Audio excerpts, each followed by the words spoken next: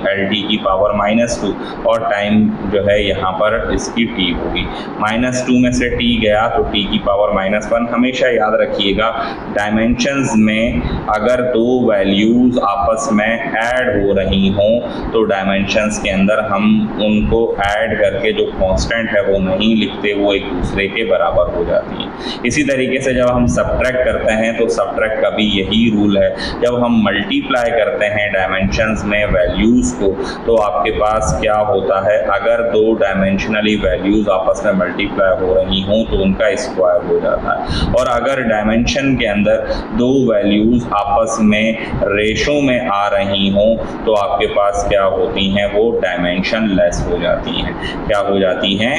Dimension less. ये आप लिख लीजिएगा, ठीक है। तो ये इसके रूल्स हैं। अब यहाँ देख लें, ये दोनों ऐड हो रही थी तो हमने इनको वैसे का वैसे ही लिख दिया।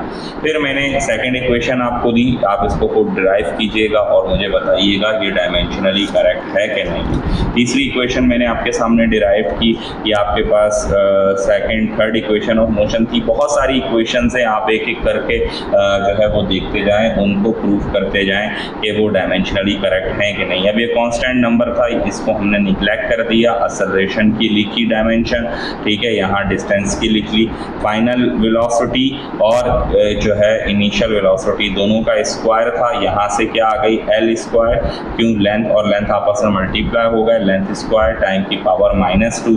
फिर यहाँ से आपके पास इन दोनों को हमने क्या किया, स्क्वायर ले लिया, लेंथ का स्क्वायर टाइम का स्क्वायर इनवर्स, फिर यहाँ माइनस लेंथ का स्क्वायर टाइम स्क्वायर इनवर्स। हमने अभी आपको बताया कि डायमेंशन में अगर दो वैल्यूज़ माइनस हो रही हों तो हम उनको उसी तरह लिख लेते हैं, ठीक है। ऐड और सब्ट्रैक्ट करते हुए डायमेंशन में वही वैल्यूज़ आ जाती हैं, हम उन वैल्यूज़ को जो है वो प्लस माइनस नहीं करते, ऐड करते हुए स्क्वायर कर लेते हैं और आपके पास डिवाइड हो रही हो तो डायमेंशन लेस हो जाती है। फिर मैंने एक फार्मूला और डिराइव करवाया टाइम पीरियड का, इसको भी आप देख लीजिए। ये दोनों कांस्टेंट हैं, लेंथ की एल हो गई, ठीक है, और आपके पास ग्रेविटेशनल एक्सेलरेशन है तो ये आपके पास जो है क्या हो गई, लेंथ टाइम जो है स्क्वायर इनवर्स। फिर यहाँ से जो है वो टाइम पीरियड का कैपिटल टी आ गया। अब आपने इसको ऊपर लेकर आए, स्क्वायर से अंडर रूट कैंसिल हो गया तो time is equal to time आ गया। अब अपनी बुक में सवाल देखिए, जो सवाल आपको समझ में ना आए आप कमेंट सेक्शन में मुझसे पूछ सकते हैं, ठीक है। और मैं उम्मीद करता हूँ कि आज का लेक्चर आपको समझ आया होगा। जो चीज़ अगर प्रॉब्लम कर रही हो तो आप मुझसे पूछ सकते हैं। अपना बहुत सा ख्याल रखिएगा। अल्लाह हाफिज़।